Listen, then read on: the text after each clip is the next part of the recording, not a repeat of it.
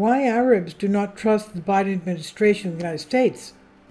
Arabs do not trust the Biden administration due to its perceived abandonment of traditional Arab allies in the Middle East and President Joe Biden's perceived hostility towards Saudi Arabia.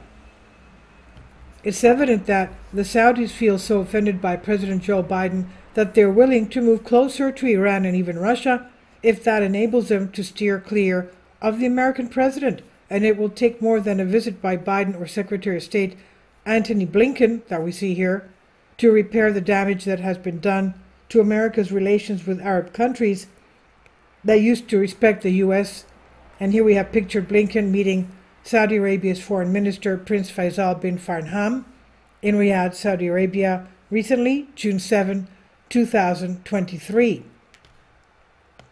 Saudi Arabia and other Gulf states apparently still do not trust the Biden administration, largely because of its perceived abandonment of its traditional Arab allies in the Middle East and President Joe Biden's hostility to Saudi Arabia.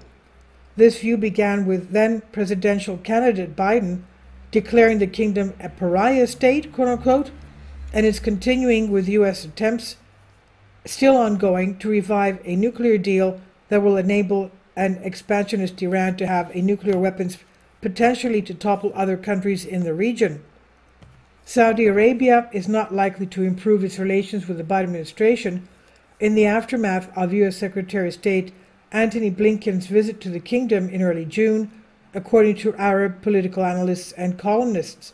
The Biden administration, they say, has misjudged its approach to the Middle East. This is what was noted by Jason Greenblatt, former representative for international negotiations for the Trump administration. He said it alienated the Crown Prince of Saudi Arabia and was not particularly great with the United Arab Emirates.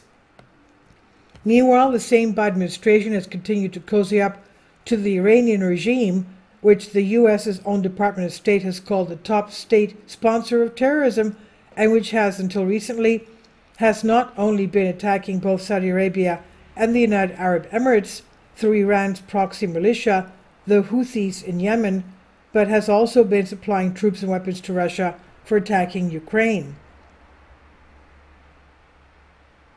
And this is on Great Game India. Please leave your comments. Thank you for your support. Please support my Patreon account.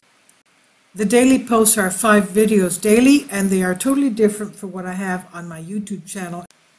Thank you so much for your support and that you find all my content so interesting. You'll find the Patreon account details in the description box below.